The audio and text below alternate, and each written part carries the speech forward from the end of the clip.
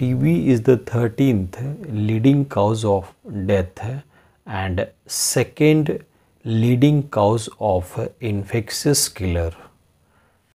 As per WHO information, 1.5 million people are die with tuberculosis disease in 2020 in worldwide.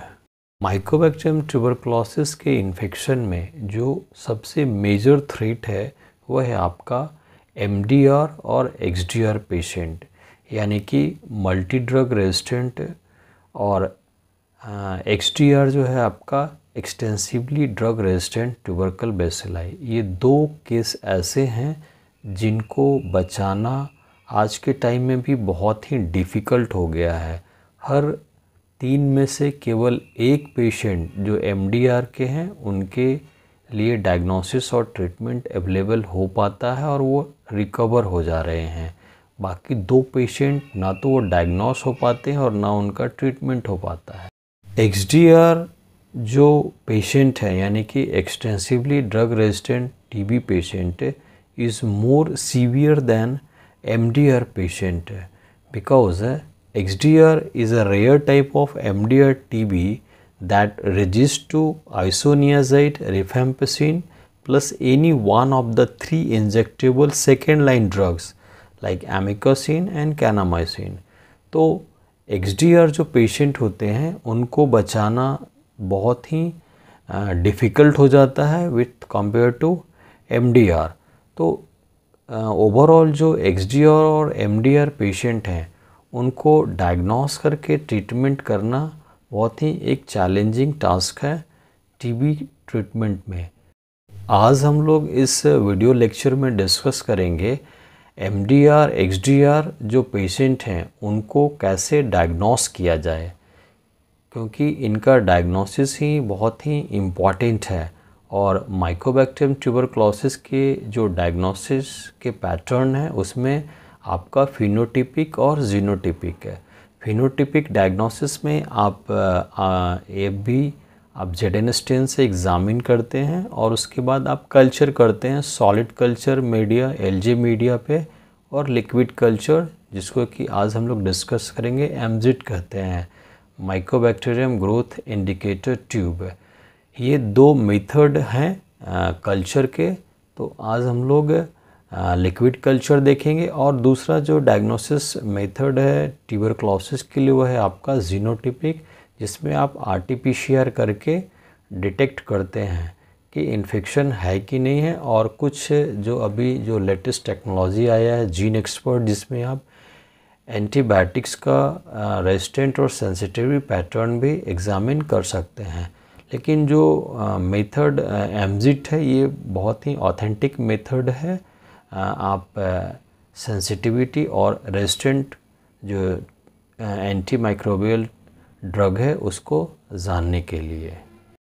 Liquid culture के लिए सबसे पहले हम MGIT tube लेंगे, जिसको कि हम लोग माइकोबैक्टीरियम ग्रोथ इंडिकेटर ट्यूब कहते हैं। जैसा कि आप इमेज में देख रहे हैं, यहाँ पे 5 ट्यूब्स लिए गए हैं MGIT ट्यूब, जिसको कि लेबल किया गया है 1 2 3 4 एंड 5। तो 5 ट्यूब में जो एक ट्यूब होगा वो आपका कंट्रोल ट्यूब होगा। कंट्रोल ट्यूब हम लोग जब भी टेस्ट लगाएंगे तो एक कंट्रोल के रूप में इस्तेमाल करते हैं, जिससे ये पता चलेगा कि हमारा टेस्ट प्रोसीजर राइट है या रॉन्ग है। उसके बाद हम लोग लायोफिलाइज्ड ड्रग वायल्स लेंगे, जो कि ट्यूबरकुलोसिस का जो हम लोग डिटेक्शन करेंगे कि कौन सा मेडिसिन सेंसिटिव है और कौन सा रेजिस्टेंट है।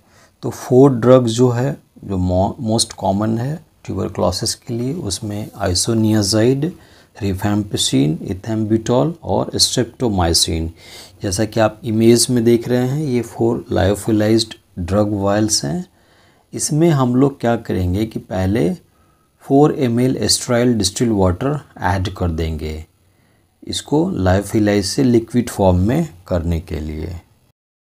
देन जो हमारा MGIT ट्यूब है उसमें हम लोग ग्रोथ सप्लीमेंट ऐड करते हैं, जो कि आपका जो MGIT ट्यूब कल्चर में किट जब आप ओपन करते हैं तो ग्रोथ सप्लीमेंट भी आपको मिलता है। ये ग्रोथ सप्लीमेंट का मेन काम क्या है कि ग्रोथ को इन्हेंस कर देना। तो ग्रोथ सप्लीमेंट हम लोग ऐड करेंगे 800 माइक्रोलीटर, 4 जो आपका ट्यूब है जिसमें मेडिसिन हम ऐड करेंगे और एक आपका कंट्रोल। ये 5 मिजिट ट्यूब में 800 माइक्रोलीटर हम लोग ग्रोथ सप्लीमेंट ऐड करेंगे। नेक्स्ट है आपका जो हमारा पेशेंट का माइकोबैक्टीरियम ट्यूबरक्लोसिस जो हमने आइसोलेट किया है उसका इनोकुलम हम लोग तैयार करेंगे। इनोकुलम को मिक्स करने के पहले उसको अच्छे से वॉटेक्स मशीन में वॉटेक्स करेंगे, यानी कि उसके सस्पेंशन को मिक्स करते हैं जैसा कि आप इस इमेज में देख रहे हैं।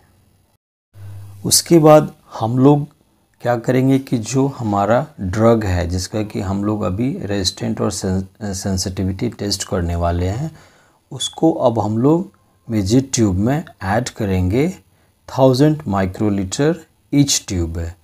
आपका 4 ड्रग्स है, स्ट्रेप्टोमाइसिन, आइसोनियाजाइड, रिफेम्पिसिन और इथेम्बुटोल।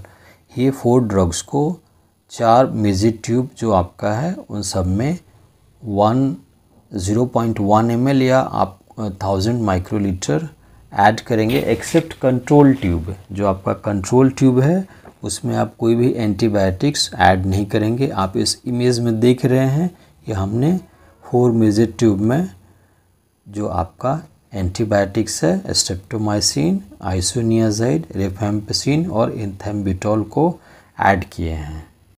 उसके बाद हम लोग एक इनोकुलम तैयार करेंगे, उसका जो डाइल्यूशन होगा 1:100 रेशियो में। तो उसके लिए सबसे पहले हम लोग क्या करेंगे, नॉर्मल सलाइन लेंगे। नॉर्मल सलाइन से हम लोग 10 ml एक फ्रेश ट्यूब में ट्रांसफ़र करेंगे 1:100 का डाइल्यूशन बनाने के लिए। उसमें क्या करेंगे कि आप 100 माइक्रोलीटर जो हमारा इनोकुलम कल्चर सस्पेंशन था उसको ऐड करेंगे। तो इस तरह से हमारा 1:100 का एक डाइल्यूशन तैयार हो जाता है, आप इस इमेज में देख रहे हैं। उसके बाद नेक्स्ट स्टेप जो है आपका, उसमें जो 4 मिजिट ट्यूब थे जिसमें हमने पहले से एंटीबायोटिक्स ऐड कर रखा है, उसमें अब हम लोग अनडाइल्यूटेड कल्चर इनोकुलम जो है हमारा माइकोबैक्टीरियम ट्यूबरकुलाई का, उसमें से 500 माइक्रोलीटर ऐड कर देंगे।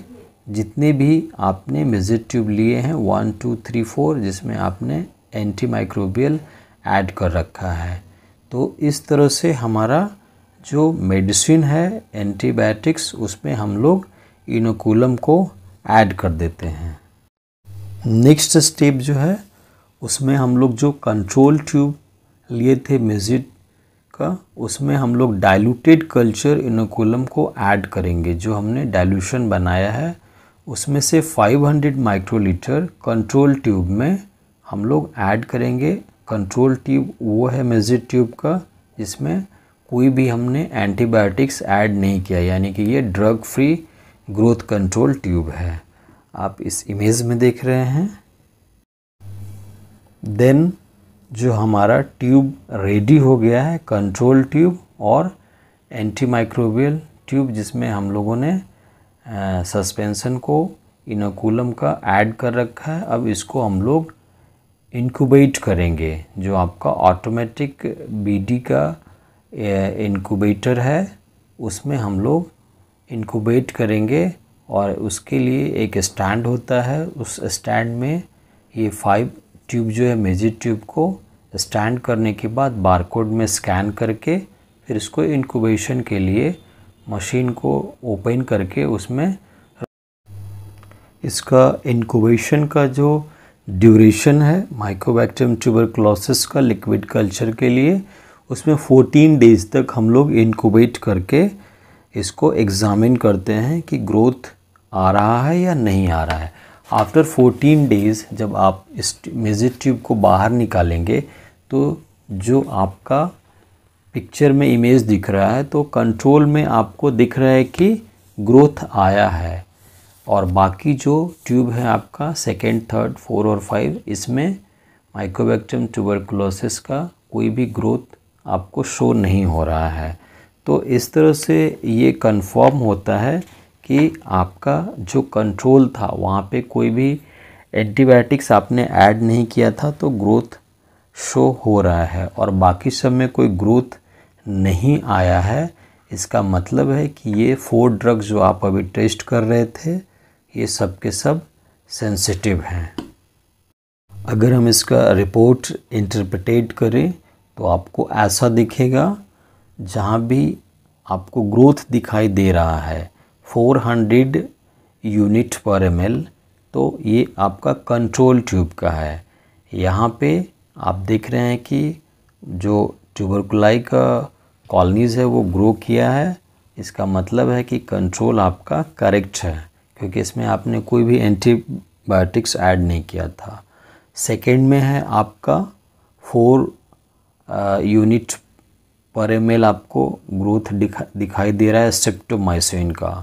इन जनरल जो रिपोर्टिंग पैटर्न है उसमें अगर आपका 100 यूनिट पर ml अगर ग्रोथ शो कर रहा है, एंटीबायोटिक्स जो मेजिड ट्यूब में आपने डाले हैं और ग्रोथ आ रहा है 100 म्यूजी पर ml, तब आप उस मेडिसिन के अगेंस्ट में आपको मानना पड़ेगा कि ये रेजिस्टेंट है। लेकिन यहाँ पे आप देख रहे हैं कि नेक्स्ट अगर हम आइसोनियाजाइड का देखें तो 0.4 म्यूजी पर ml है, तो यानी कि ये भी सेंसिटिव है। रिफैम्पिसिन में भी 1 म्यूजी पर ml है, यानी कि ये भी सेंसिटिव है। और इथेम्बिटॉल इसमें भी आप देख रहे हैं लेस देन 100 है, यानी कि 5 म्यूजी पर ml ही आ रहा है कंसंट्रेशन ग्रोथ का, तो ये भी सेंसिटिव है। तो इस तरह से आप एग्ज़ामिन कर सकते हैं कि कौन सा एंटीबायोटिक्स किस पर्टिकुलर पेशेंट का जो आपने टेस्ट किया है वो रेजिस्टेंट है या सेंसिटिव है, जो कि ट्यूबरकुलोसिस के कंट्रोल के लिए ये एक बहुत ही इम्पॉर्टेंट डायग्नोस्टिक पैटर्न है, ताकि आप जान सकें कि फर्स्ट लाइन में कौन सा एंटीबायोटिक्स आपको देना है या कौन सा एंटीबायोटिक्स नहीं देना है। और MDR और XDR पेशेंट के लिए ये एक बहुत ही इम्पॉर्टेंट डायग्नोस्टिक मेथड है। Thank you for joining us microbiology information. Please like, share and subscribe this channel.